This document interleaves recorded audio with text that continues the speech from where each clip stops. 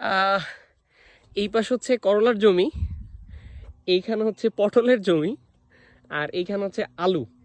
তো খুবই অন্যরকম একটা বিষয় যে জায়গা জমি। আর একটা জিনিস খেয়াল করেন যে এই পাশে তো করলা আছে, আর এইখানে দেখেন এইখানে লাগানো হচ্ছে সম্ভবত এটা আহ, পেঁয়াজ অথবা আদা হবে।